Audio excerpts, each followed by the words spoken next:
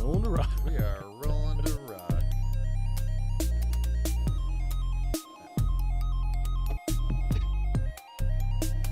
Just checking the settings. I had to reinstall Windows randomly, and it just it erased everything. Besides like what was on my hard drive and stuff, but when it came to OBS, like all the settings had to replicate it. So it's the first time. It was just it decided to have some kind of critical error, and I couldn't figure out why. And it seemed like the only way to solve it was to refresh and stuff. Can we have you pull up one little video before we go? Just that, right? Okay. There should be, there's a little trail there, right? Pause.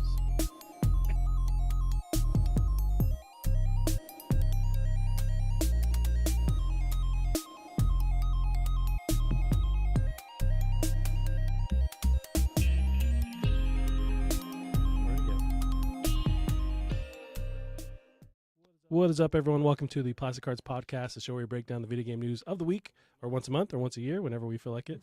Gavroni Jones, you're joining me, and my name is Fonzie. I always forget my freaking name because I don't matter. That's okay. I forget. I'm working your on name replacing myself with AI, so it can just be you, and then it can be how the gods intended this podcast to be. I think we can do it. I've been playing around with what is it?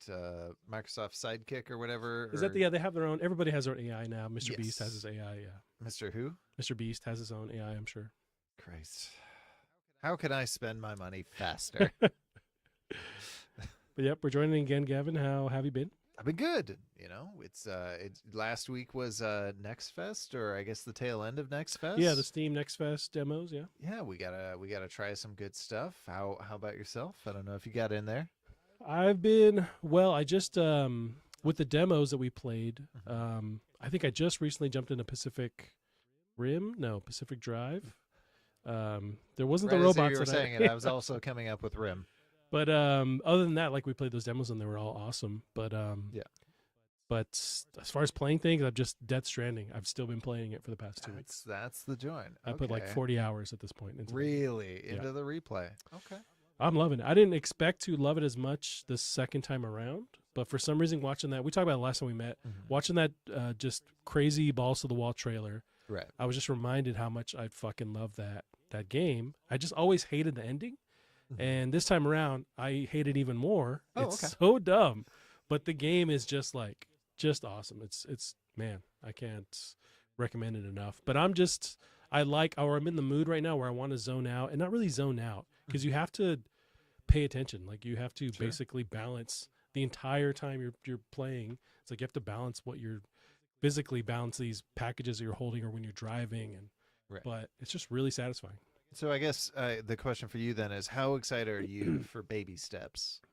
For Baby Steps? Yeah, I believe that was the name of it. It was a game published by Devolver where just walking is... Yeah, and there's like mud for some reason everywhere, and it's all uphill. I'm pretty sure it's by Bennett Foddy, the guy that did like Getting Over It and Quap and a bunch of other really Quap stupid... is one of his. Oh, yeah.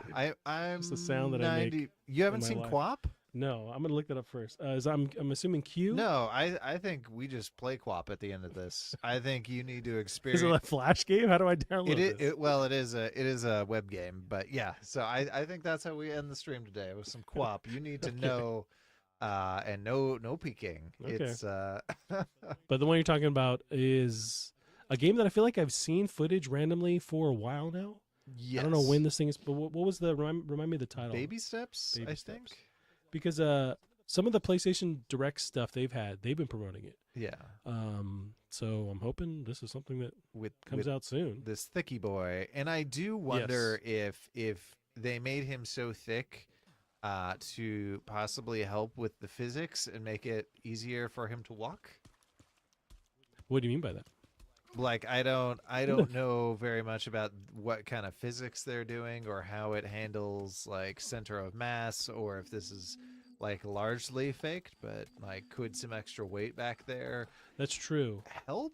Do you know, I mean, I've just seen like footage that they've released, but when you're controlling the steps, are you also keeping in check like your balance going forward and back, or it's just left, right?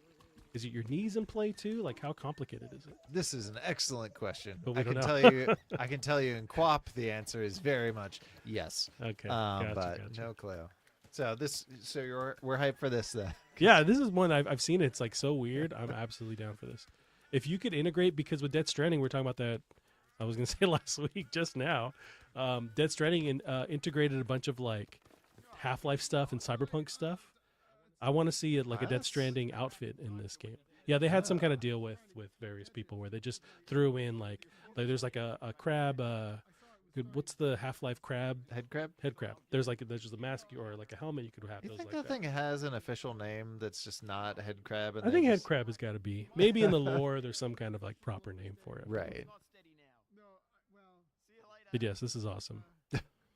And then there's a point where this main character falls over and his butt jiggles a little bit, and I'm hoping that we get some like there's boob physics. I want to see more butt physics going forward, especially this dude's thick butt. More importantly, independent butt physics. Yes, I was reminded of as I was watching a what happened. I don't know if you watched them on YouTube, but it goes over a history of some games, and they did on Bouncer, which I remember was a game that blew my mind back in the day on the PS2, but also it did not have independent boob physics. So whatever one boob did, the other boob was just going to do the exact same thing. Okay. Yeah, that's usually what they end up doing, right? Yeah. Is it called The Bouncer? The Bouncer. But this was, I mean, it was super early on in the PlayStation, but it was... I mean, can you imagine this super early on in the PlayStation? This was mind-blowing. Is that the guy from Kingdom Hearts? So I believe it was one of the same designers that designed him, and that's why he looks almost exactly like Sora. Absolutely him as a teenager. Yeah, and it was by Square Enix. Okay. No. But yeah, very much of that era. You got the leather, you got the chains. Yeah, that's him. But you didn't have independent boob physics. You could simulate one boob, and you just copy it over. I mean, one boob does the same as the other boob. It's like the Schrodinger cat thing. It's like, or the particle that if once you start to monitor it, it's like it does the thing that you're not expecting. It's science. It's like one boob is going to do the same as the other boob. Yes, exactly. Unless you only look at one boob, then the other boob's doing something crazy. But you got to have independent butt cheeks because otherwise you can't make them clap. Or depending on how you're doing the... Anyway. They do have to work opposite from each other. Yeah, Megan says Heticus crabicus could be the scientific... Heticus crabicus. For the head crab. That sounds legit. I'm down for that. But yeah, Death Stranding 2, you got to play it. It's on PC, so you have no excuse to not play it. Yeah. Just drop an easy 40 hours into the game. Whenever you got 40 hours free, just play it, man. Into Half-Life? Into Death Stranding. Oh, absolutely not. Yeah. Okay, well. I thought I almost had you on there, but one of these days I will actually play a Kojima game. Like I've always bounced, and it's not that they're not amazing, they're not masterpieces. He will make one for me one of these days. And it's not going to be any of his horror games, because fuck that. Yeah, I don't know. And then the Metal Gear Solid games never called out to you? For me, it was always like they look cool. A stealth boy, though. Gotcha. Even though you can just go guns a-blazing. You can. That's and like, clearly not how it's meant to be played. Especially in 5. That was the one that I honestly jumped into and played the most, which is like the most recent one. Yeah. Which might be around 10 years now. It's been a while, like when you actually think about Metal Gear Solid 5. But you just have so many options. So yeah, you can play it stealthy, and that's kind of what they intend on you playing it. Mm-hmm. But you can go in and kind of just, and that's always how it goes with stealth games. It's like you kind of try to play it, stealthily, and then it just shit hits the fan, and you have to just figure it out in real time, which is also the fun in it. Thinking of like, God, what's the assassin game that Assassin's Creed? Nope, it's from Dishonored. Dishonored, yes. There we go. That's always my intention with Dishonored, is to go stealth and then I have to kill everyone. It just happens. But yeah. Yeah, but at least that has quick save, so you can just save scum all day. I'm the most invisible man there was. That is true. Yeah. That's why I've been playing. Gavin, what you been up to? I've been doing some demos, so I did check out a few demos. But lately, I don't know why I decided to jump. Well, I do know why. I finally watched the first Mad Max, which I don't know. The original. The very first, which I was not aware is not post-apocalyptic. It is pre-apocalyptic. Is it happening at least in real time? Like that's the catalyst for the post-apocalyptic stuff? It's like it's happening then? Nope. Or it's all Nope. okay. This is just new. Mel Gibson with the job, and he's a cop. He's cop, in Australia, and these criminals, man, they're getting crazy, and these cops appear to have no money, which would make sense because this movie had a budget of $325,000. Like, this is, I think, had a record for over 20 years of the highest like turnaround profit for like money spent to money made. Oh, interesting, because they spent just bare bones to make it. Exactly. So $325,000 to make it, over $100,000 or $100 million worldwide. Is the original with the Miller guy the director? Yes, okay. It was one of his, I think, first breakout things, and Gibson too. But yeah, and then I jumped into 2, which is a actual decent movie.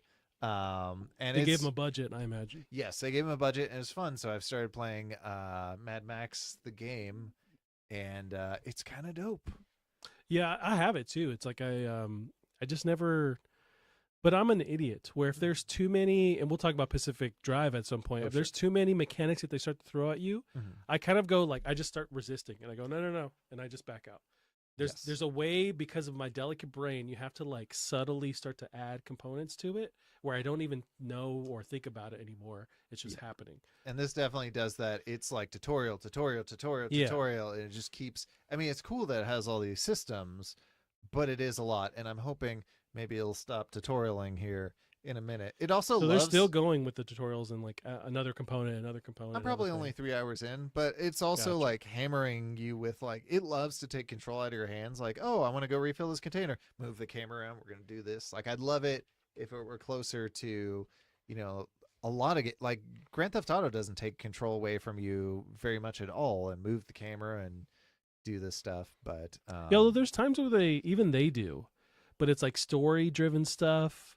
But I don't know. It's like and it's all relative to like the actual player. But there's times where you as a player go like, okay, I'm cool with them explaining something to me, and I'm still like on board. And there's times where you're like, I just want to play it. So it's right. That's got to be a hard like thing to nail, where it's like a moving target where everyone's different. Yeah. But I honestly when I think back, I've played maybe a good 3 hours of this, and it wasn't bad. So you're probably almost out of the tutorial. Yeah, there you go. Yeah, but it's very pretty. It runs super well on the Steam Deck. You played on Steam Deck. Yeah.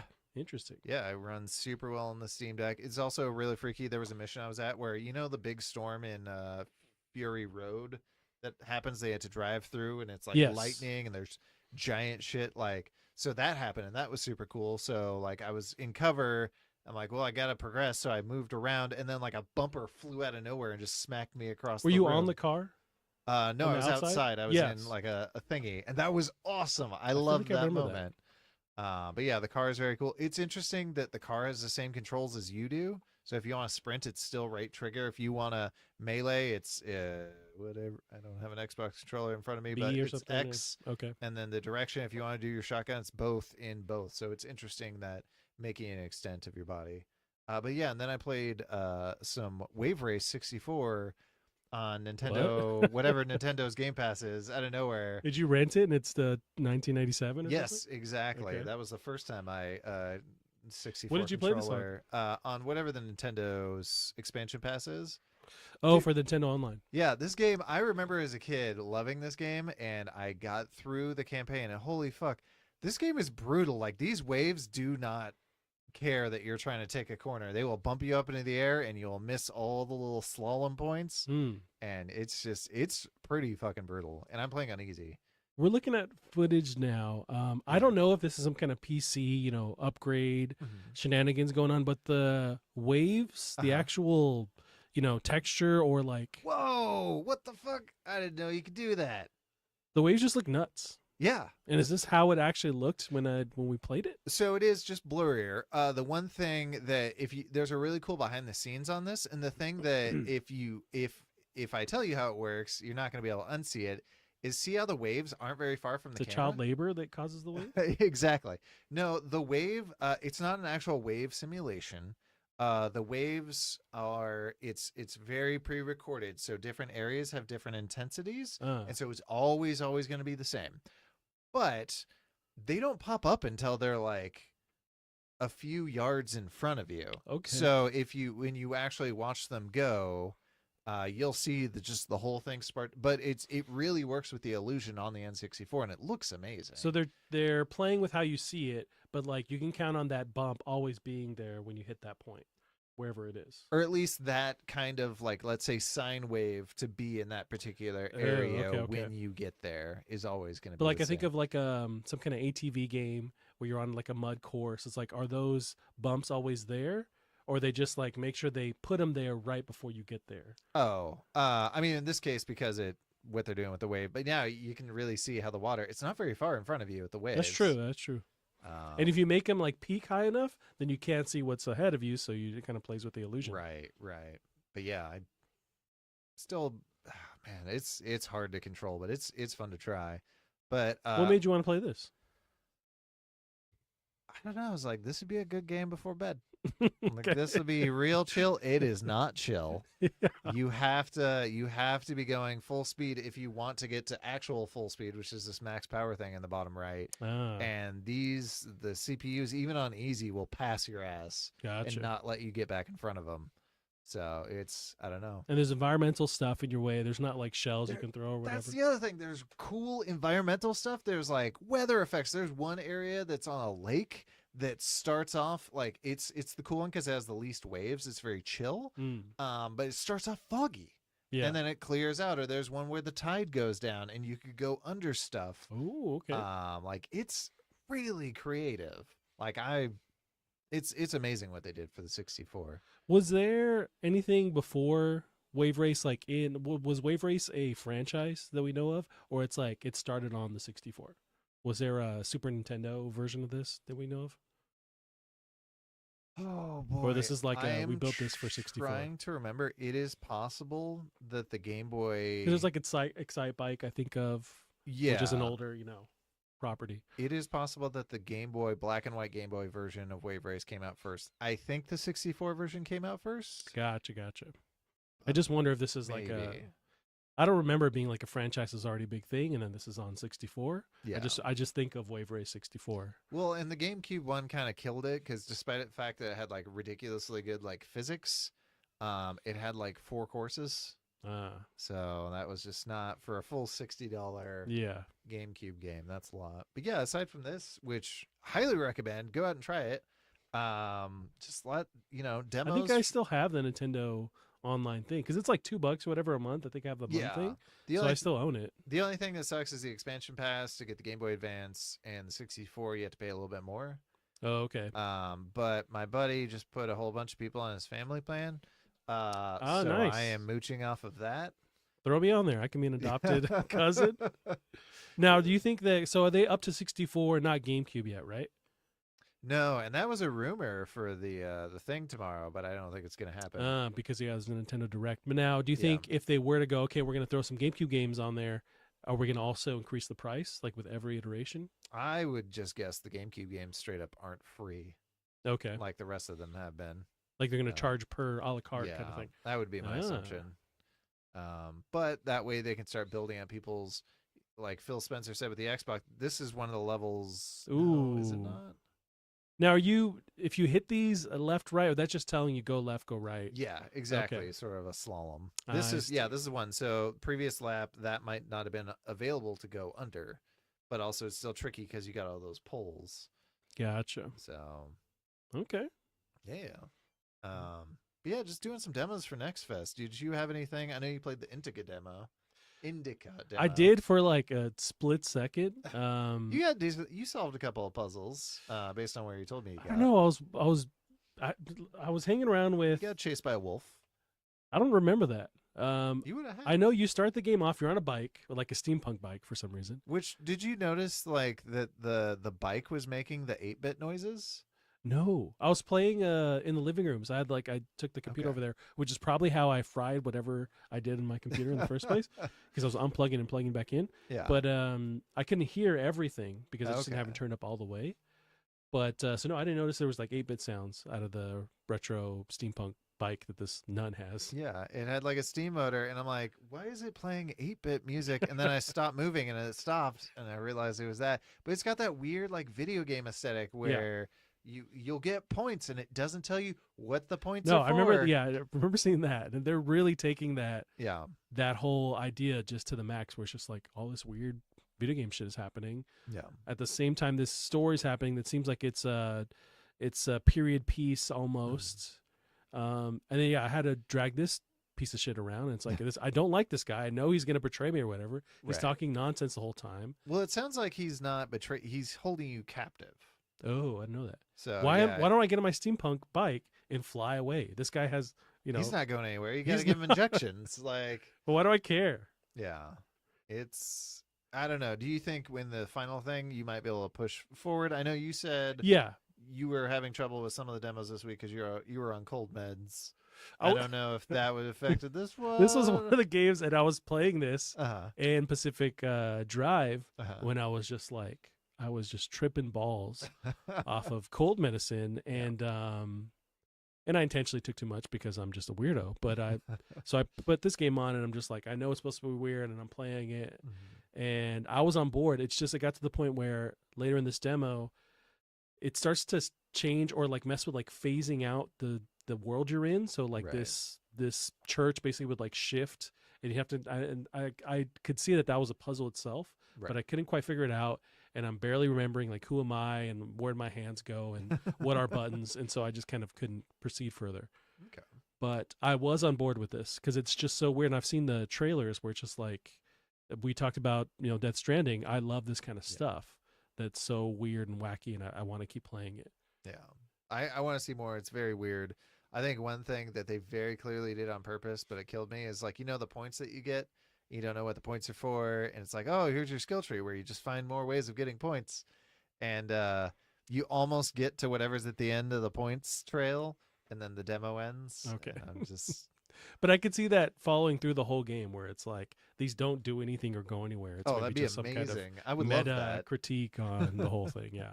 Oh, I hope they do that. That'd be perfect. But yeah, it's very weird. It's very cool. The level, it's some weird, I don't know. It's not quite alternate history. It's definitely alternate, but it's almost like fairy tale levels of like that building with the weird. It was like you were stuck in. It was like a slaughterhouse for a weird like robo pig.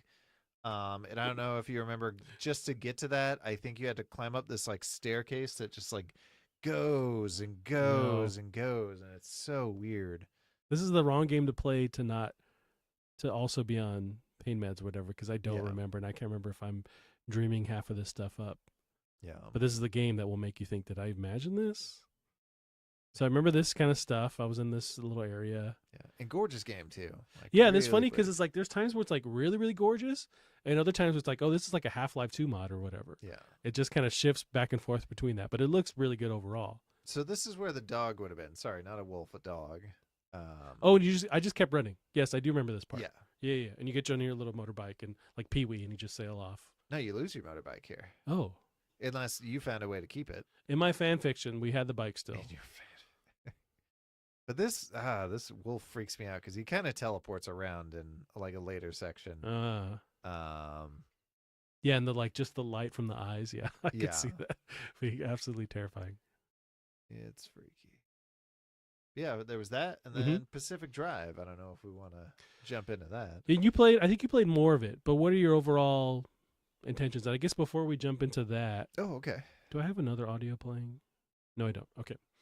So I have Got some review scores. just an overall breakdown. So on Pacific Drive, there was a 77 Metacritic on PC, which is pretty decent. And I wasn't expecting this to blow my hair back necessarily. I wanted to make sure that you got to roll down the window first. Yeah, there you go. Was there windshields in this game? I don't know if it's just blasting at you. If you maintain them. Right. But I just wanted to personally, I wanted to see did they nail, after playing the demo a little bit, did they nail or balance all the different mechanics and stuff and different, not currencies, but stuff that you're building that goes towards different things you can manipulate with your car. And yeah, I was just curious about that. But it seems like overall they did do that. But that is some of the criticisms with the game. Yeah, that's what I'm hearing too. Is it's if you're hoping for this to not be like a crafty survival game, sorry, this is very much that. Right. So that I will get past it. That is definitely not my kind of game. I can probably push through. But it just, yeah, man, it looks so cool.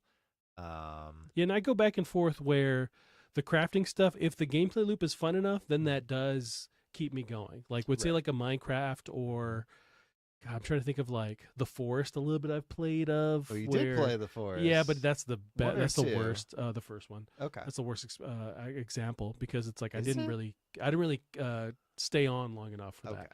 Okay. But it's like if the gameplay loop is intriguing or fun enough, then I'll keep gathering resources and stuff.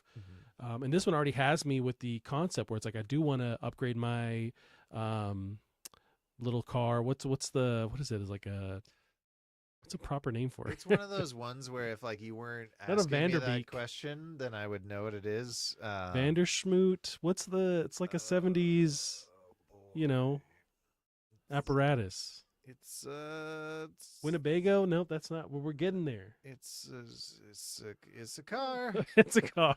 It's your standard it's a 70s Land car, Cruiser, but not with but not that that one. name. Yeah.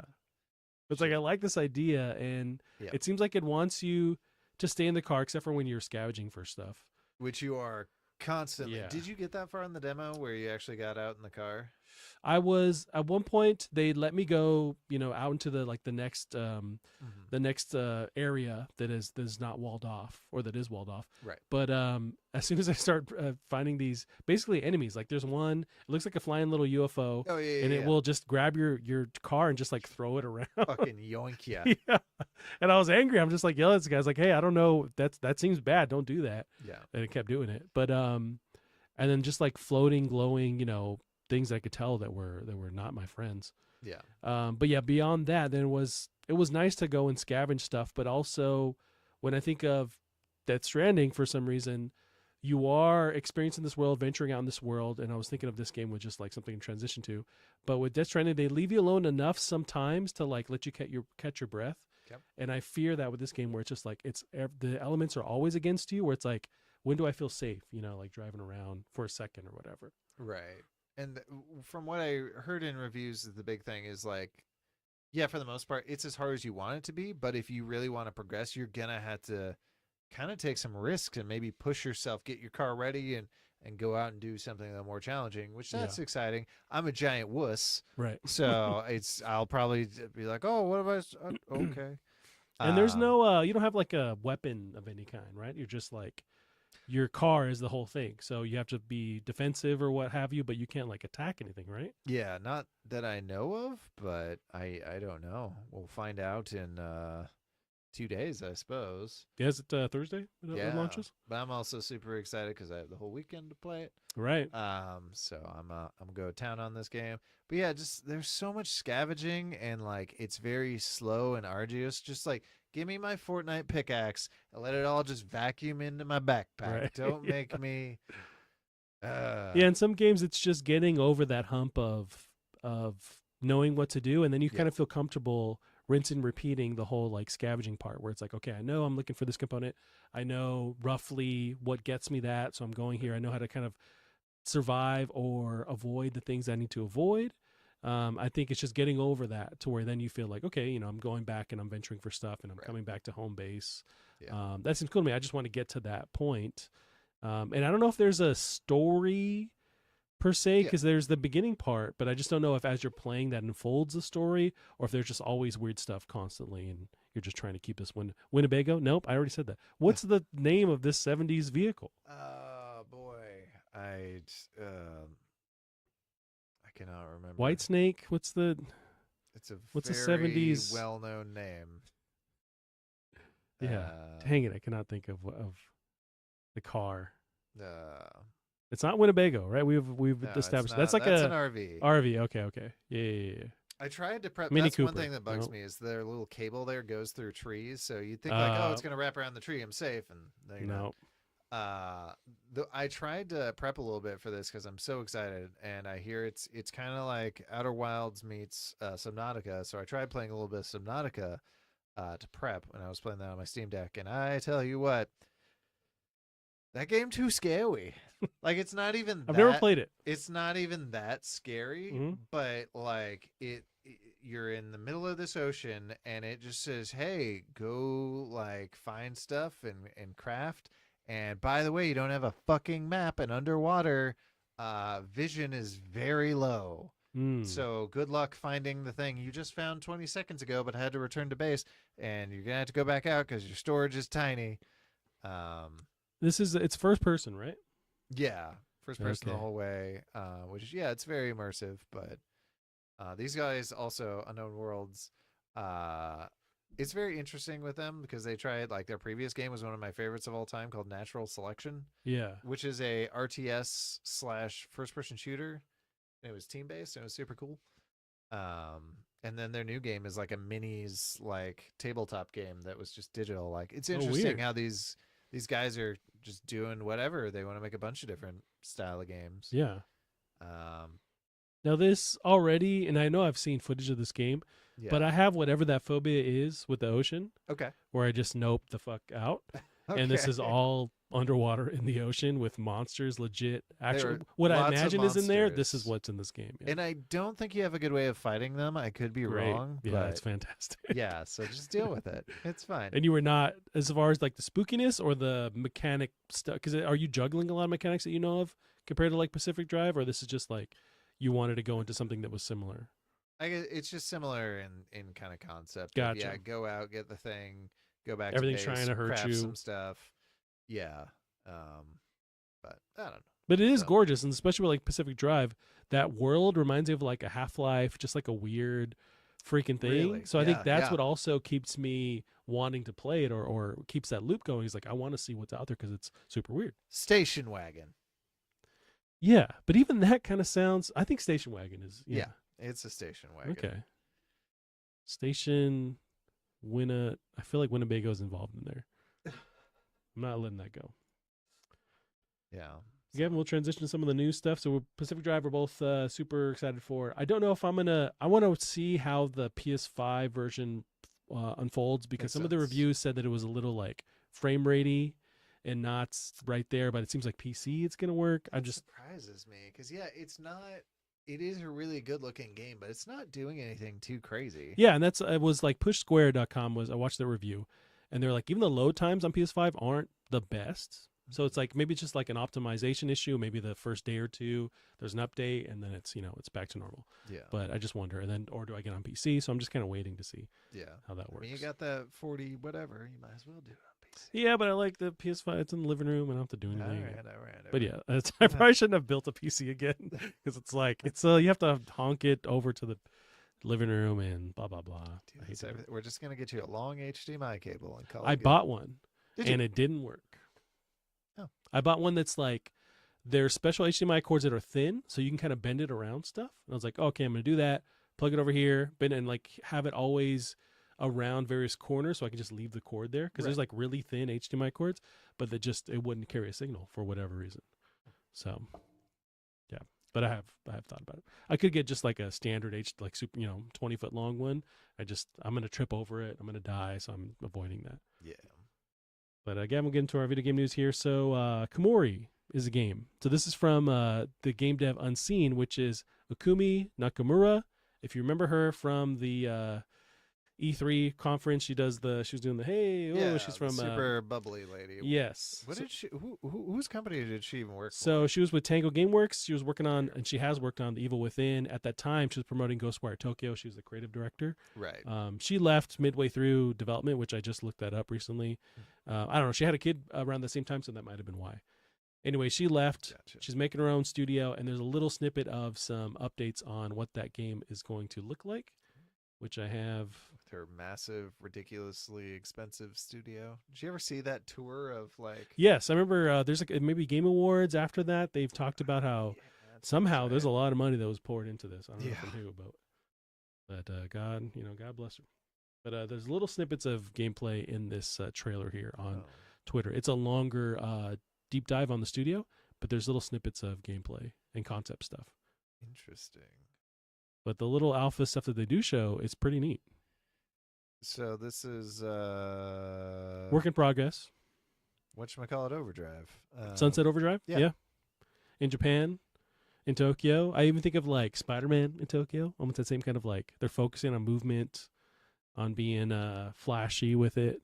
But that's really it because it's a longer dev update. But as far as the gameplay they show, it's pretty much just this short Twitter trailer.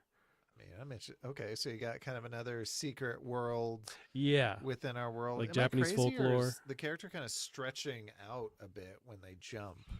It's possible going for this like anime cartoony kind of thing. Yeah, I'm just not used to seeing that. Also, that's kind of hard to do. They might mess with the camera where it's at. Maybe that causes that effect. But Maybe could be.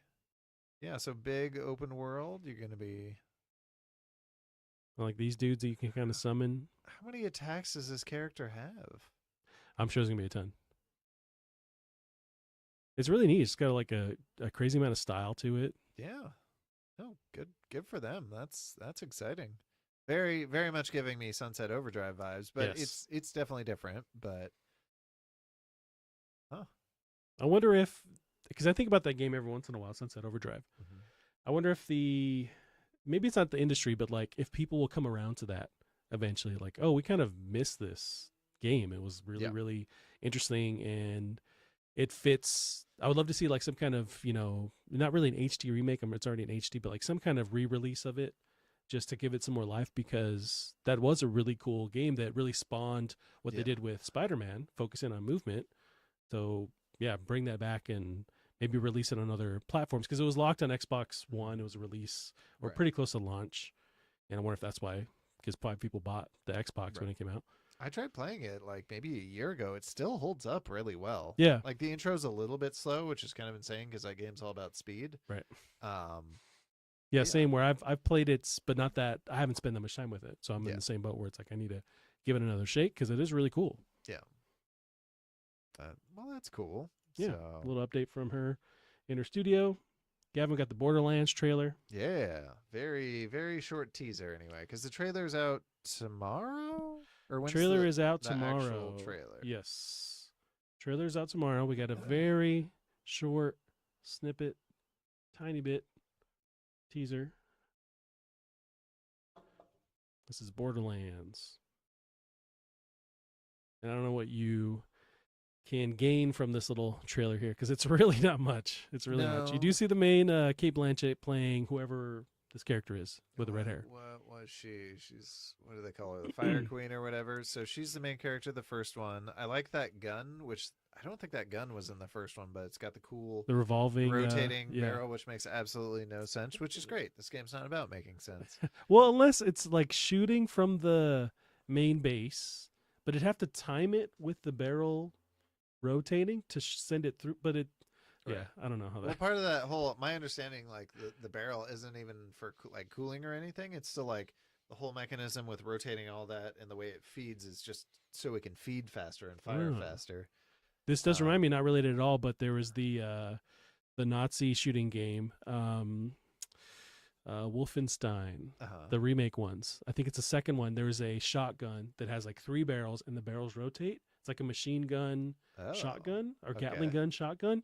It's fucking awesome. Like the animations are great. It's like that, but a shotgun that's doing that. I think Doom eventually ended up doing something like that too. Oh, I'm sure. So yeah, we got her. We got a brief clip. A little bit of Kevin Hart. Oh, I thought Terry Crews was supposed to be playing that role. Well, there's Kevin Hart. 3 feet in difference in height, but yes, that's Kevin Hart versus. That character is supposed to be a big guy. This is No, they are taking like different like it switched whatever video. Let me go back here.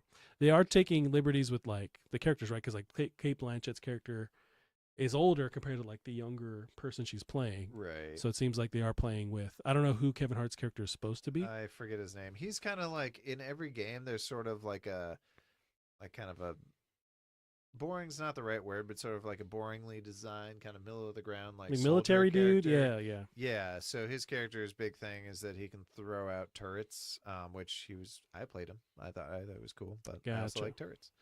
Yeah.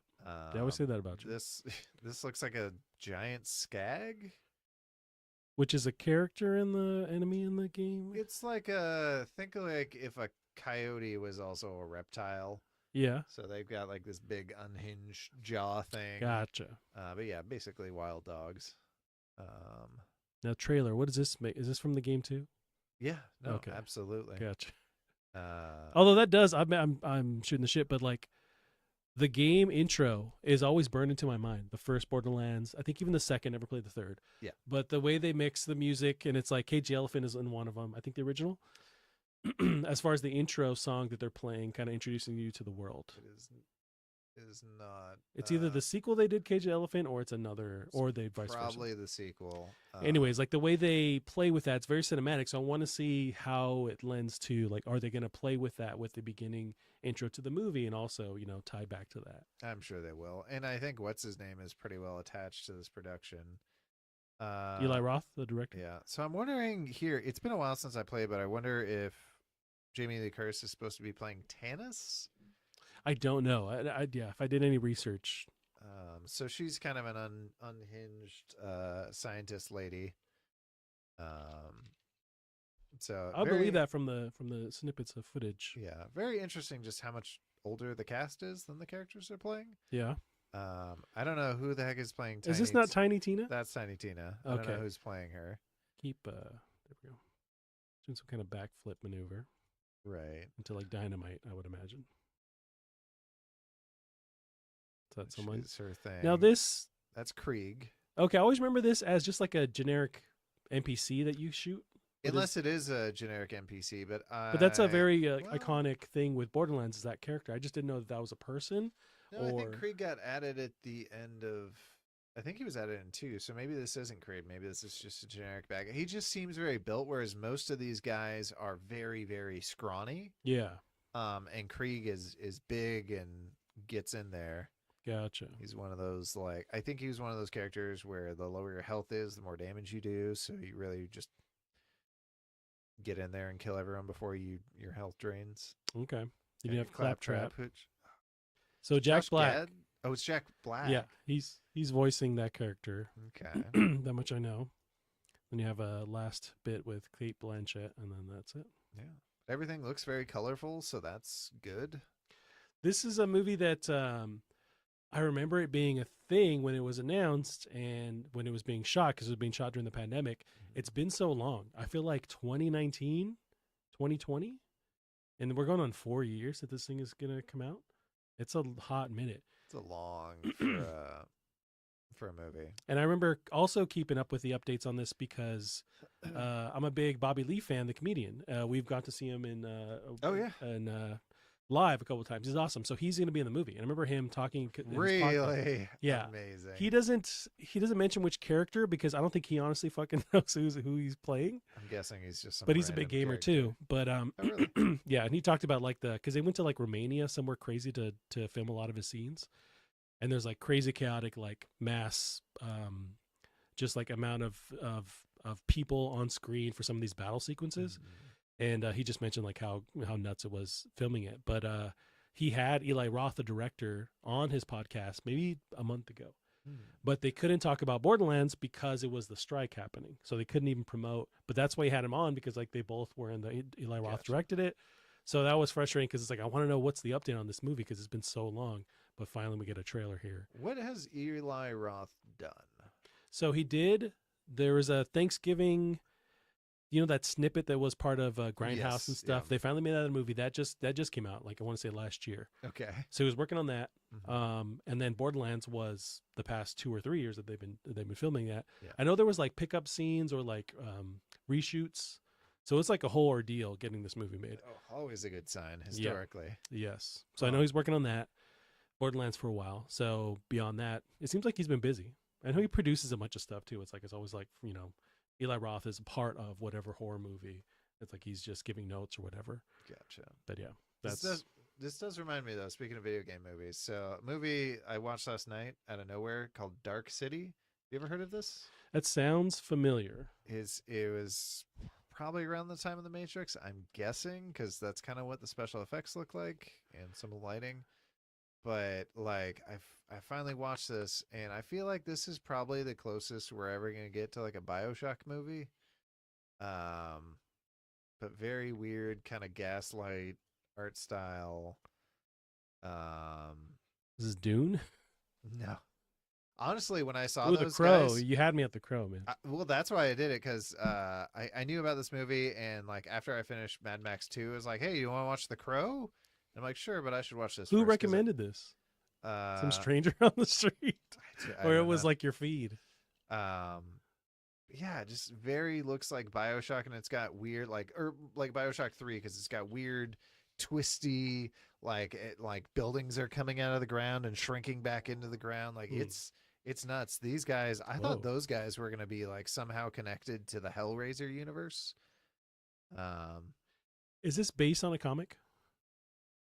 that is a It great just gives question. me vibes of like That is a it's great based on question. something that exists. I'm guessing at least a book. Because they're mixing this 1920s kind of like or 1910s kind of, I don't know, aesthetic with like futuristic stuff, Yeah. future retro. Well, I was also thinking too when I was watching this Whoa. main character, I forget his name. He's very famous, but like uh when I was seeing his performance, I kept thinking of what's his name's performance from what's the Mummy character in the DC or in the Marvel universe? Oh, you're talking about the. Oh, God damn it, Kevin. Why do you pick things that I know I can picture in my Yeah. head, but I can't say out Moon loud? Knight. Moon Knight, yes. It's kind of similar to one of Moon Knight's. I don't know. Yeah, very kind of similar. Kiefer Sutherland. I like Yeah. him. Yeah, good old Kiefer. I did not recognize him for the longest time. I kept thinking he was who's the guy that plays the first Batman? Oh, This is the Val show Kilmer? where I don't know anyone's That's names. basically what we do every time we figure out what's the guy who looked at this person. He was neighbors with that guy. Yeah. Anyway, This but looks visually very cool, it and it's was something that very I've cool. always seen. Just like being alive, like seeing like the cover on the VHS or whatever. Like that's how old this Yeah. movie is, or seeing a random bit of a trailer. But it looks really cool. Yeah. So this is probably the closest where I'll get to a Bioshock. But I never hear people talking about it enough to think like, oh, this is one that's like a forgotten gem. You just never hear. That's Is fair. when I think of like Johnny Mnemonic.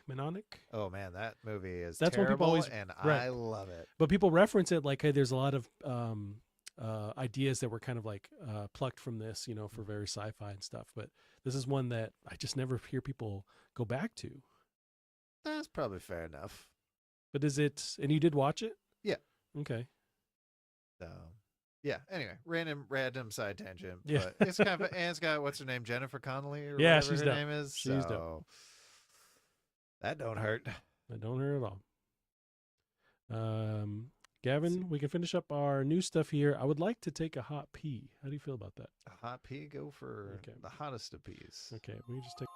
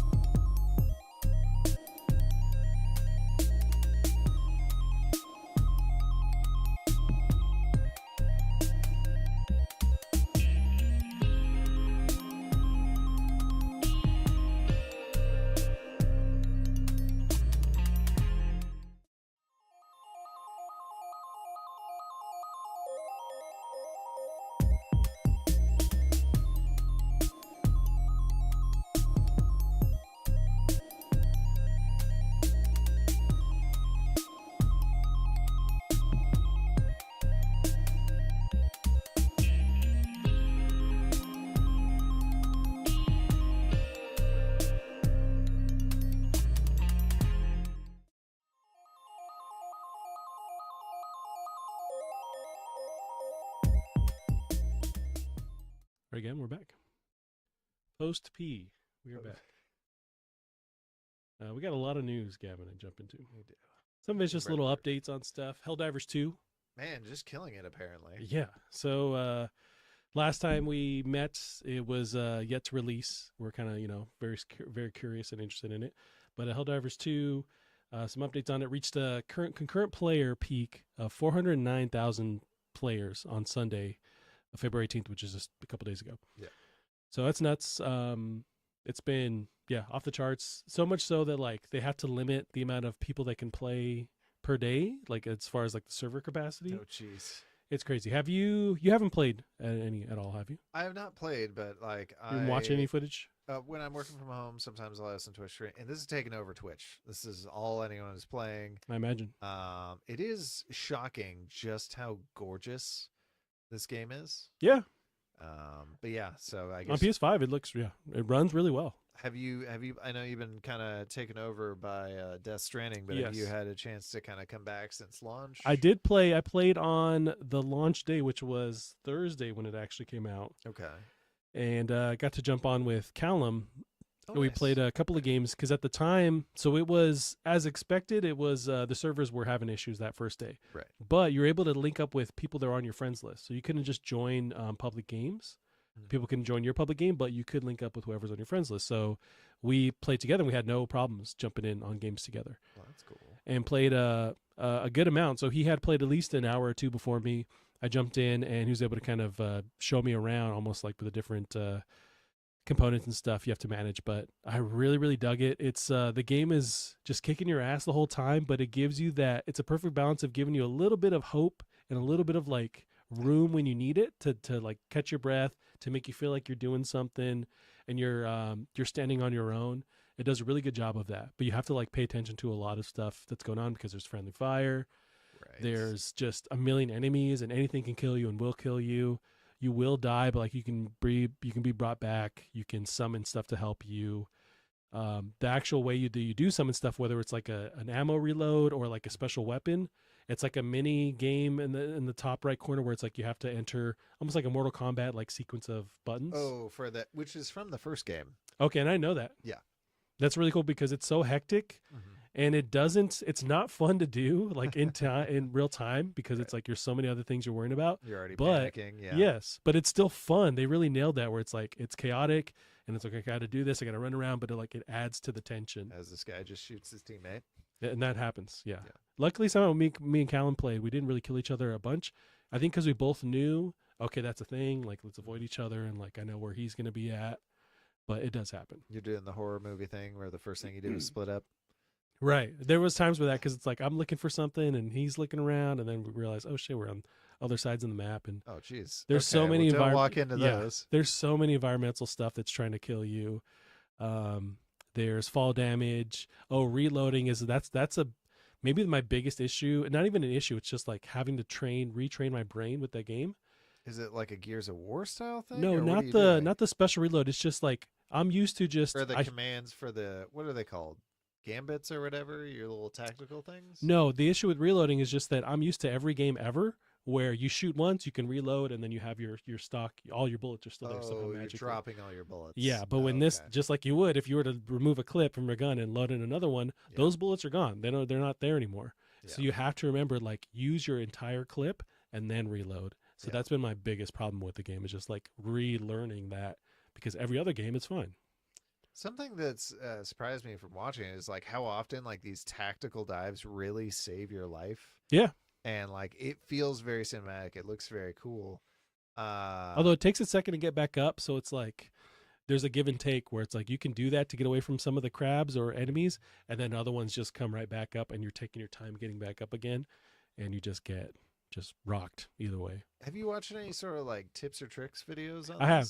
Okay. So, I forget all of it instantly, but there's a lot of stuff to remember. Well, that was nice. If you do a forward dive, like it steadies your aim while you're on the ground. Yeah, okay, yep. Or I guess if you're in a cold area, your regular bullets like fire slower or something like that, but your energy weapons will blast for longer without overheating. I saw the same thing. Yeah. There's also you can change the fire rate on guns. It doesn't tell you can do that, but you can do that. Yeah.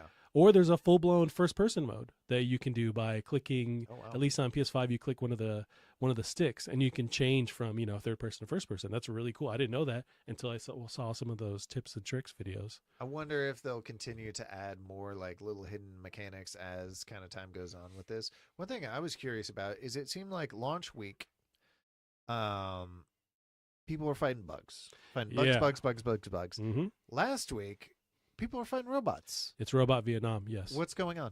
What's happening? So they're The plan is to like roll out these various threats over time, and it's a way of like keeping players engaged, which is a brilliant idea. So there's enemies that you won't encounter until they kind of release them. That's a big boy. And one of them is a robot. So that first week, yeah, it was just bugs. And you have your super Earth, which is the Earth that you're trying to protect, and then you have this galactic map that shows you all these rings of like various planets around yours, and the threats that are increasingly getting closer to super Earth.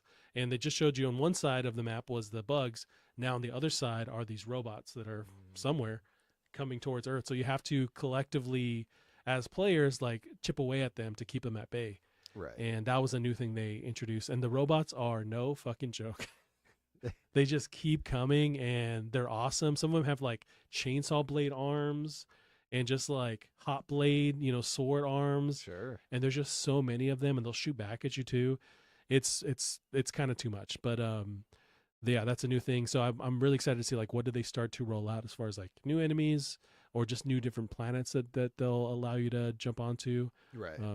It's really, really cool. And like, yeah, just that component of the entire player base working towards a goal too, because they'll show you the percentage of these planets that have been liberated by, how many people are playing it and what they're doing. But very, very cool.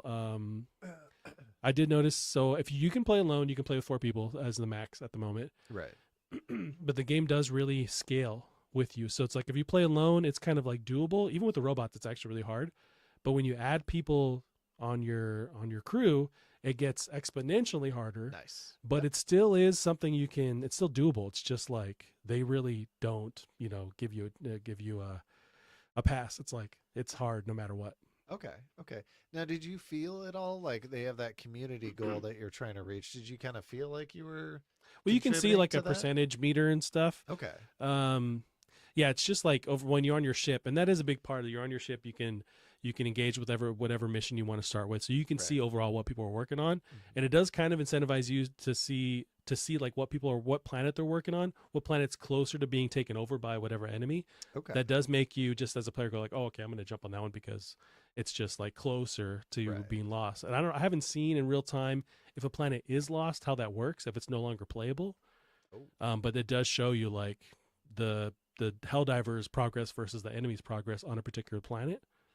Although the planets are procedurally generated, so I don't know how that works, but everything. The levels look really nice. They're all really good. It's like you don't really notice that. It doesn't feel like it's half baked or something. Right. Well, that's cool. It's great, and it's just like killing it as far as success wise. Like people are really, really excited about this game, playing it. It's dominating Steam. I have to imagine it's dominating PS5 as well. They don't release that stuff. Do we think we can solely attribute the success of this game to the fact that it has capes? The capes are a big part. Okay. Capes are a big part, which reminds me of the cosmetic stuff. So there is a full-blown pack of, stuff you can buy. Like Fortnite has it where it's not a Rumble Pack. Yeah, Battle Pass. They should call it Rumble Pack. That was the first thing I thought of. But it does have a full-blown Battle Pass. And people have been talking about online where it's like because they don't beat you over the head with it, it's an optional thing. There's countless people on Twitter who are like, I now want to buy this Battle Pass because it's like it's not making me do it. It's just like an extra thing. It's not even a full like $60 game, right? It's only like $40. No, it's $40. They did everything right for this thing to be successful. Also, timing was on their side where it's like there wasn't a big release too, which they can't really plan for, but everything was on point where it's like even the servers have issues, but people are so excited to play it, they're just waiting to jump on. But it's like the price point was right. They weren't egregious with the microtransactions. Like they really did the right job with this. Well, that's interesting because I know at the start I was hearing complaints about the people who just kept saying like, "Hey, it's pay to win," where other people would. It's not at all. It's all cosmetic. Okay. Yeah, your the stuff that you unlock as far as like weapon upgrades, it's all through progressing. From what I understand, like I haven't played a bunch, but from what I understand, it's that way. But even then, it's like it's PvE. Right. So it's like you don't really have an advantage over another player. It's like maybe you'll be better in a squad. So it seems like by doing that, there's no repercussions. Right. Yeah. Yeah, it's great. For $40 too in this day and age with everything $70, it's like it's a win. You got to jump on it. Yeah. Well, good for them. I'm very excited for the studio to. Yeah, Arrowhead is the studio. Yeah. They did say recently some of the higher ups at Arrowhead were on Twitter, and they've been pretty vocal on Twitter, which is really cool. Yeah. They mentioned it's taken them 8 years to develop this, which is a long time. And I wonder how expensive this game was to make, because yeah, 8 years. Although, I mean, we're in a day and age where all these games take so long to actually develop, but like, right. Okay, so it's 8 years, but given they didn't foresee the demand as far as like the server stuff, but the game didn't release broken. It was like, it's pretty polished. From what I would say, I would debate that it is like, it's just a matter of like, they didn't realize the actual popularity of this game. But otherwise, it's like, it's all the features are here. It's like, it's not broken. It's not janky. So that 8 years really lend well to the time they spent on it. But 8 years, that's almost that's a long time. Almost a Suicide Squad right there. That's very true. And like, who, I know Sony published this, but it's like, what does the budget look like in this thing? And now the debate or the conversation online is like, does Sony now acquire the studio because they have such a big hit on their hands? I don't know. But what I like with this studio, and I'm not super familiar with them, but what I like, at least seeing them recently, is they'll be on Twitter saying like, oh, we're not going to do PvP. It's like, just not something we want to plan on doing. Sure. Or it's like, hey, that was one of the quotes that was being circulated recently. One of the heads of the studio was like, you don't have to buy this thing right now.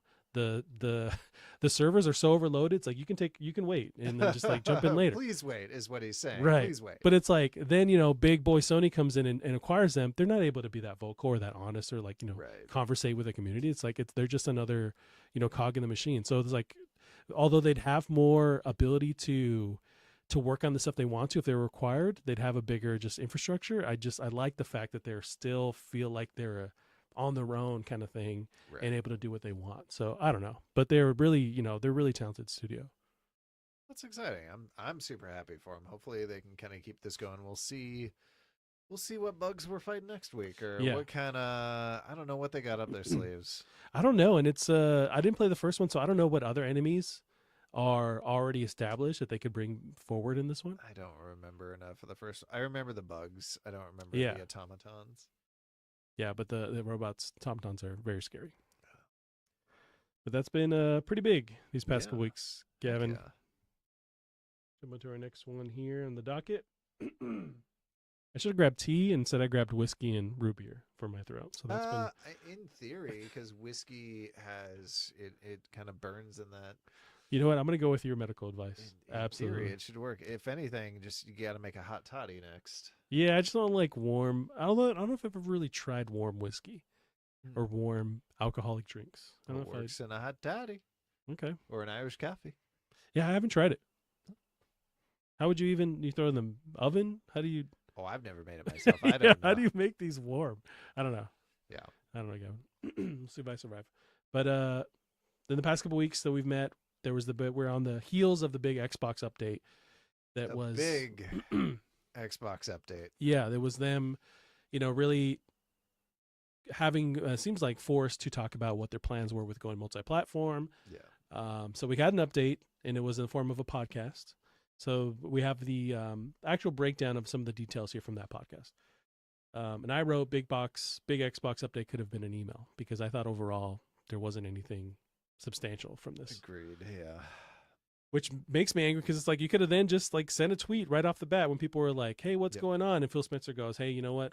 He says, we're listening. We're going to hit you up in like next month. We're going to give you that update. And it's like, okay, just tell us now, because this is nothing. And you stop the internet from lighting on fire and people going, oh, Xbox is dead. Why let them do that for a week and a half? I wonder if Phil has shot himself in the foot enough times going off the cuff that they're like, all right, we're going to restrict you a little bit.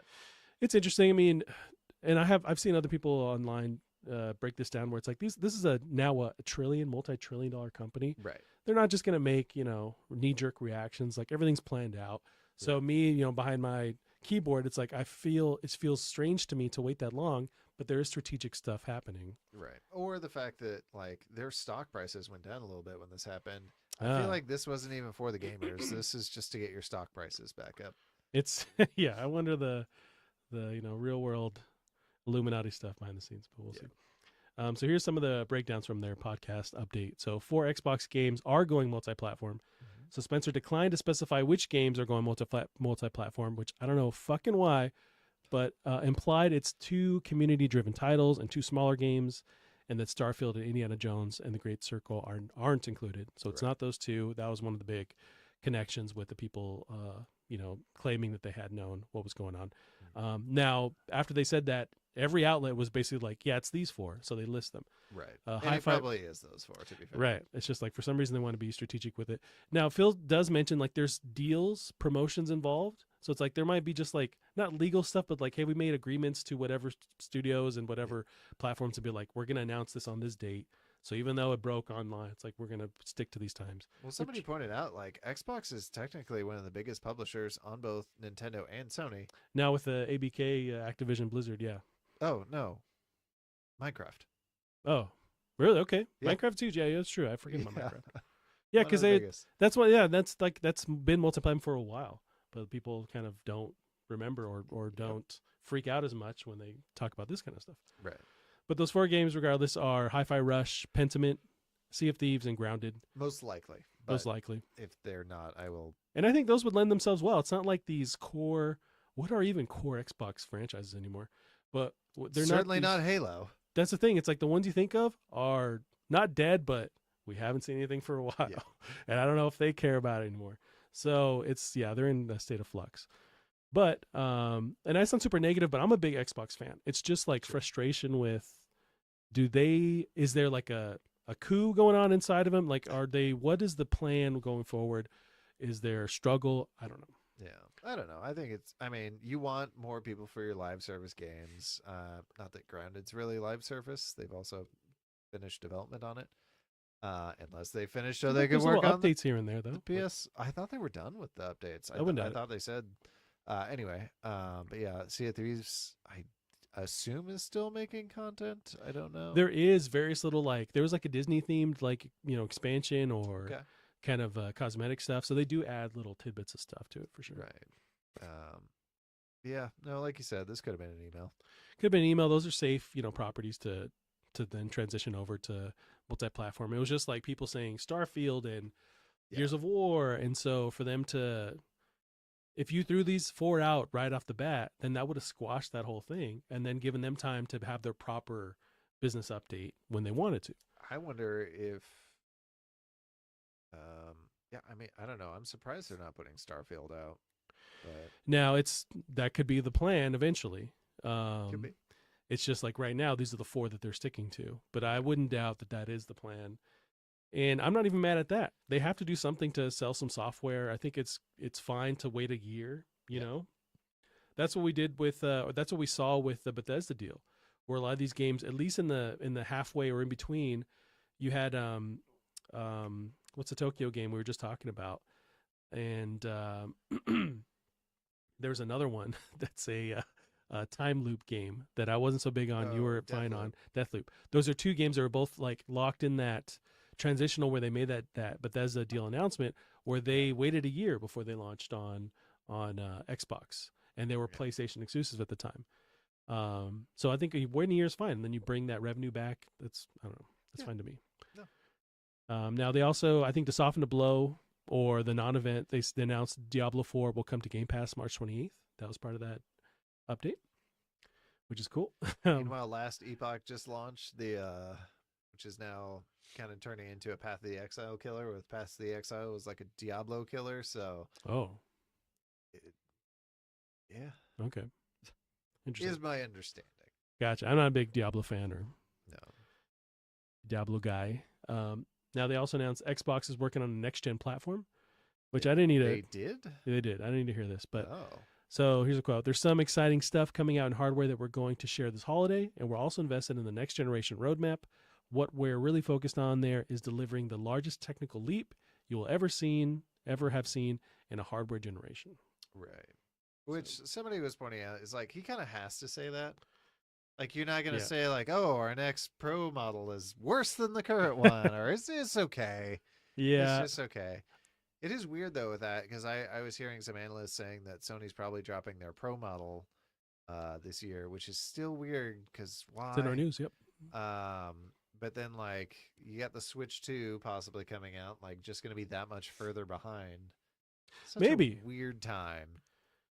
Maybe. Although, I mean, we'll get into Switch when we cover that here in a couple minutes, but it's like they could keep doing their own thing they've been successful at it. It's like they still have hardware that's behind the progression of wherever the generation is, but as long as the software is there, like I'll buy it still. I think the point kind of is like, don't be so far behind you're hard to develop for, right? Like, Yeah, true.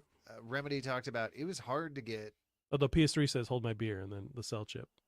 Well, and they were encouraged it.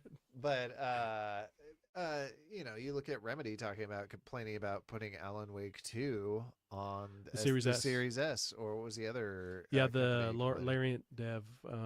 Yes, with Baldur's Gate. Yeah, absolutely. So they're probably going to be behind that. So that gets to be a problem when you're hard to develop for. I'm very interested to see, because if they can at least nail PS4, Xbox One hardware, yeah.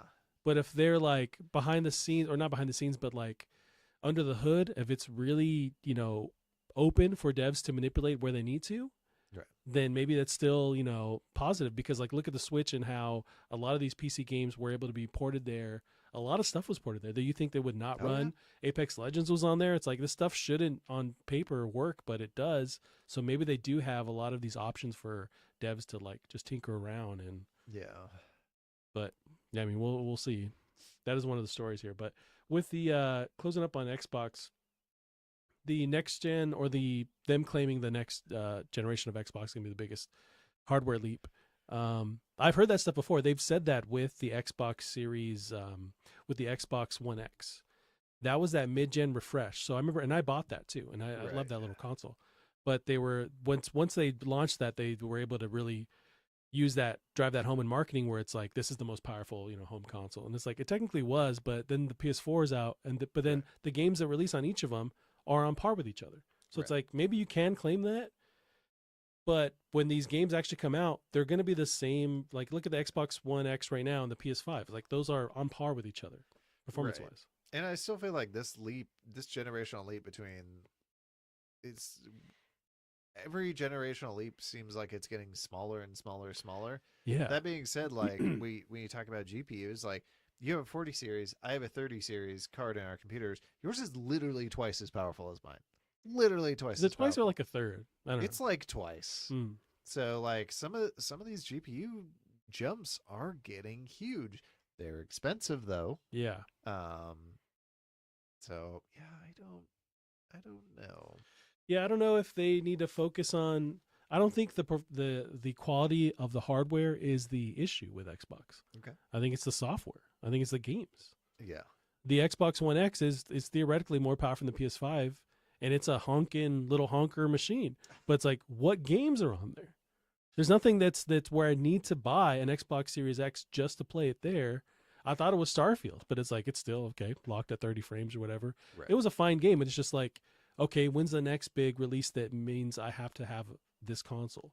There isn't a lot of them. Starfield locked at 30? Yeah, it was still locked at 30. Which I'm a big, like frame rate queen, but I still just changed my brain and got used to it, and it was fine. But you remember that there was a whole scuttlebutt with I remember Bethesda was like, oh, we intended on this being 30 frames the whole time. I'm like, bitch, insane. No, you didn't. It's not that. It's a great. I think it's a good looking game. It is not that good of a looking game. Not to warrant, and there's a lot of stuff going on under the hood, I'm sure. Absolutely, you can fit as many potatoes as you can in your cargo hold. But then on PC, people are playing it, at least beyond 30. I know it was still hard to run on PC. Yeah. But and then when I see 60 frame footage of Starfield, it's like, oh, this looks buttery smooth. I love this. Yeah. I would have loved to play it on console, but it was still fine, and I completed the whole game on 30. Yeah. Anyways, I that's all to say. Like, I don't know if that's going to be the big thing bringing people into the Xbox platform.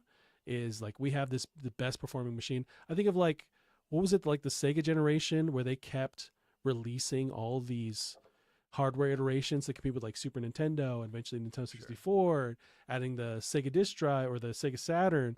Yeah, they were models. And they were always like upping the ante, where it's like, this is the most powerful console you can have. People were like, that's cool. What can you play on it? They're like, well, it's got blast processing, right? But it's got that. Yeah, it does what Nintendo. Yeah, and you can stack them. They're like, cool. What the fuck can you play on it? So it's like, it's literally the same thing repeating itself. Yeah. And there are solid games on Xbox. It's just like, we're barely getting there where they're releasing.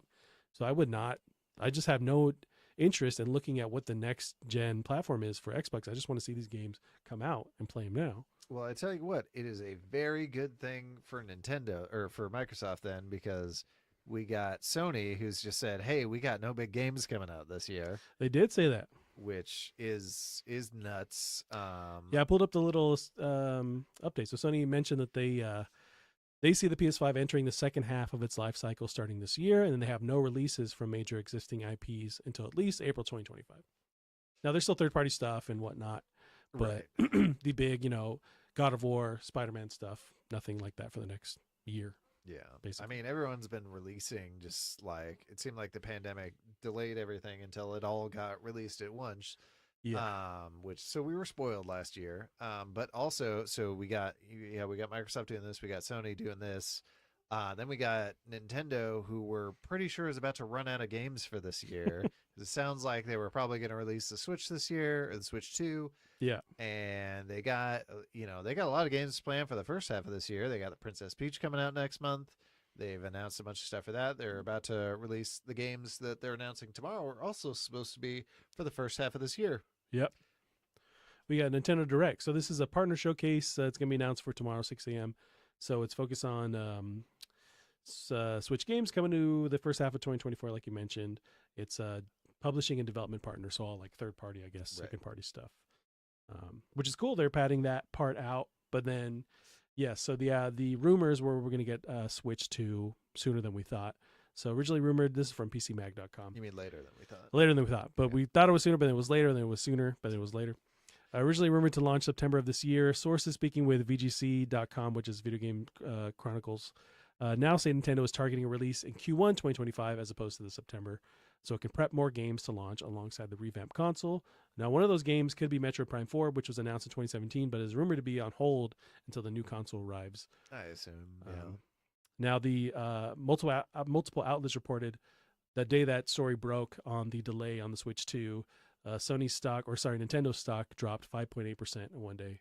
Which I don't know the equivalent, but I'm sure that's some money. So if you look it up real quick, like if you Google Nintendo stock, it is not nearly as impressive as, like, it looks impressive. If you put this, we're at $13.62. Yeah, so that's been consistent all day. Okay. I'll kind of clear that has been, so it's 5 days. So go to 5 days. So there you can see the drop. All right, now go to 1 month.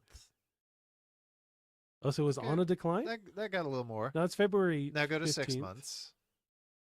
They've been killing it this year. Oh, absolutely. So we went the peak was $15 roughly USD. Yeah. And then we dropped down to $13.62 USD. Yeah. So that's nothing to sniff Now's at. the time to jump in before Switch 2 comes out. Maybe. Absolutely, because it's gonna go back up. Like, but you got to buy a bunch. I don't know how stonks work, and I don't have any money. I also do not understand the stonks. Will they take? Can I put like food stamps into stonks? Yes. If it's a food related stonk. 100%. I don't know, but yeah, as it is. As you pay your grip, you get your now. Why was it so low in 2020? I don't think it's low. I think this is just how the charts relative. work. I see. So they're not going to go all the way to but zero. $10 to up to $5. I don't know if that's a huge jump considering. It also, so let's look at 5 years. Okay, so it fluctuates. Yeah, it's all over. At a peak of 15. I wonder what happened in 2021. Pandemic it was stuff. Probably when did the last Animal Crossing come out? That was 2020. I remember that was, okay, that was 2020. deep into the pandemic, or right in the beginning. People were like, "Oh shit." Wonder what it was. Yeah, 2021 was, I don't know, because you have Tears of the Kingdom, which was 2023. Wasn't that towards the end of 2023? Yeah, so and that's that wasn't probably where that jump happened. Right, but like we're around $10. It was higher, around $16 in 2021. So I don't know. Yeah, strange. But yeah, I did drop a little bit from that rumors. They do have their Nintendo Direct tomorrow, focusing on the third-party stuff. But that could help them, add some padding until this thing comes out. I do like, though, with so there's that leaker online, and somebody tweeted at them, should I be excited for tomorrow's partner presentation? He said, I'm not. Now I pulled up I'm dying, another tweet from this leaker apparently. So it's PHLUTT. It's like flute to pay. the leaker who dropped the information I heard how first. you pronounced it earlier, and I've already forgotten. Yeah, so it's the information, or the leaker who dropped the information first about the Switch 2's Very move. consistent, yeah. Apparently, right? So he also predicts a March, or they also predict a March Indie World Direct, and then in April Nintendo Direct, and then in June a Switch 2 actual reveal. That's what they say. When did they make those predictions? I don't know. I wonder if those have been revised at all since then. This has been tied to some of the recent stuff with the Switch 2 delay. Yeah. So I'm assuming this is recent, but he's been 100 for 100 so far. Like he even got the Mario RPG remake, which really? No one was gonna guess that. I would never assume that was gonna happen, or Paper Mario. Like No, it's like they pick these properties that, like, it's cool to see them come back, but it's like, where's the Zelda, love? Speaking of, you're getting the new Mario versus Donkey Kong, right? I am interested in it. Okay. I am interested because I did play the original that was on the Switch. No, the Game Boy Advance? No, not the Game Boy Advance. Maybe not the original, but there was one on the 3DS or 2DS. Oh. It was what was the clamshell white one? That was the DS. That was DS. DS Lite? So I think that was what Mario, was that the Mario and the Minis one? The Minis. I remember Okay. that. So that might have been after this. Yes. Yes, that was after this one.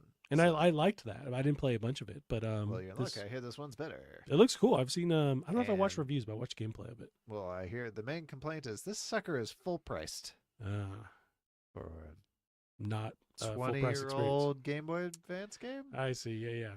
That's, that being said, if they do that for the Mario and Luigi games, I will be there day Yeah. one. Nice. I know people love those. Oh yeah. Which those are like a turn-based kind of thing. Yeah, turn-based, but closer to like Super Mario RPG or Paper Mario, where you're doing Gotcha. action. You're doing all sorts of mini games while you're in combat. So they're laugh out loud funny. It seems like it. Yeah, just from it seems wonky. And who develops that? Do you know? Like, is this internal Nintendo, or like they have another, like Square Enix or something doing it? I think it was called Dream something, but they've gone under now. So they put out Okay. they just put out flop after flop after flop. Gotcha. And then they went under. So, which is too bad. That is a bummer. Gavin, we did talk about the PS5 Pro. So that's been circulating online past couple of days. Analysts say that it's likely to launch this year, which is kind of nuts. Yeah. But, although, speaking of PlayStation hardware, did you hear the news about the PlayStation Portal? Yeah, so I have that. So from The Verge, so Sony's PlayStation Portal hacked to run emulated PSP games, which is finally a reason to buy a PlayStation Portal. There we go. I mean, maybe when they get to what do they call the second PlayStation Vita? Yeah, PS Vita. Now that's also, it's like relative to the hardware that's on the PS Portal, because it has hardware to handle, Wi-Fi, whatever, translations and geometry. I don't know how that works, but it has this basic hardware there. Is it advanced enough to emulate a Vita? I don't know, but it seems like a PSP that's fair enough. Probably not. I'm guessing the PSP That's got to be there. Pretty not very powerful. Yeah. Where I could see that could be emulated, but like a Vita could be tougher to emulate. I wonder with the original PSP, how did that compare to? I feel like that was like close to a PS2. Maybe I'm wrong. I would say PS1. You think PS that? 1.5. Okay. Maybe yeah. 1.5. 1.5. Yeah. So that's probably not. I mean, you got to remember, like PlayStation wasn't even 64-bit. Yeah. Like it's a little more than a Super Nintendo. Damn, But that's crazy.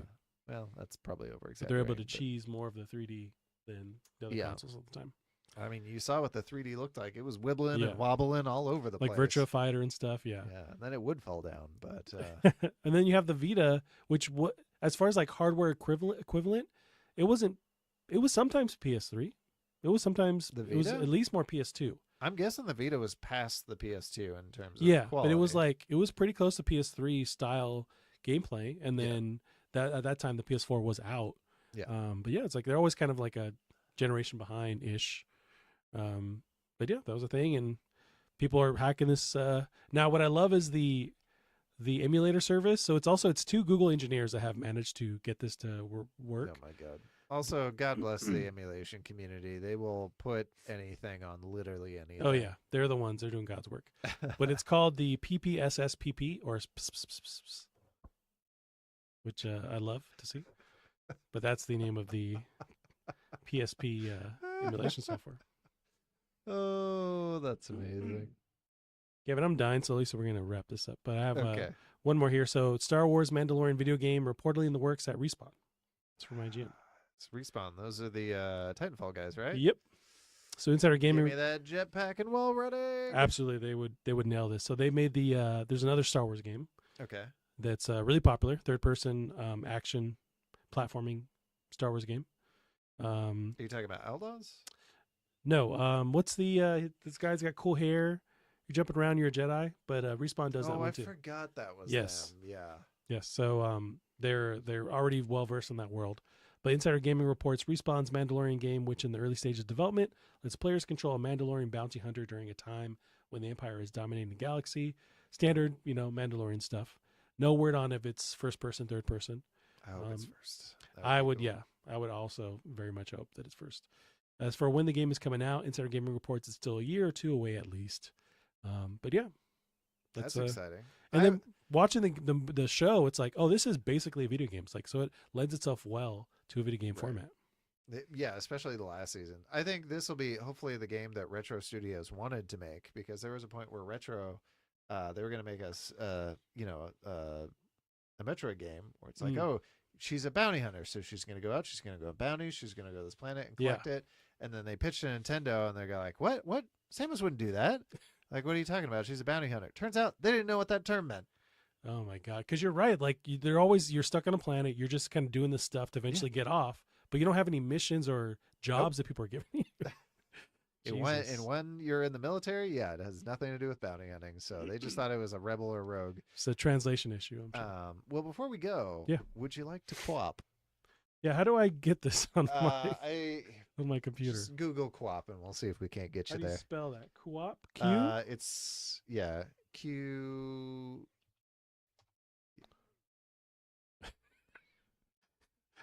Co-op game, maybe? Oh, is it OP? It's OP. Oh, okay. Yes. There we go. Here we go. So Bennett Foddy, this is the guy who made Getting Over It. Hopefully we can. Is there a full screen mode? This is very small. That is very small. Is there no? Can we zoom in on the stream? You know what? It is possible to zoom. Yes. Let's do that. Let's do that. We're just gonna ruin all your that's fine. hard formatting work so we can visit co-op. So remember, Bennett Foddy loves to make games that are very hard to control, and this is a game where you control a runner's limbs with just the letters Q, W, O, and P. Yeah, this is just now hitting me that, that's exactly what you're saying, and I don't know how the hell that's supposed to work. So we'll see if you can get to the first hurdle. Okay. So we'll see how Q, U, and O and P. Yep. So you get thighs on the left, calves on the right. I might not be clicked on it. Oh yeah. Okay, let's try that. All right. All right. So the one thing you're gonna miss though, because you don't have the audio turned on, or we can't hear the audio anyway. The faster you go, there's a song, I don't know if you remember it, called Chariots of Fire. Oh, the yes, dun dun dun dun dun dun dun, and that starts to play as you, I'm sure very illegally, as you go. Well, I guess if you're not charging people for this, then it's fine. Oh, definitely. Here, I'll make sure that's at least feeding through. Right. So dun, dun, dun, dun, I would love it to like at least keep him upright when I'm like trying to figure out the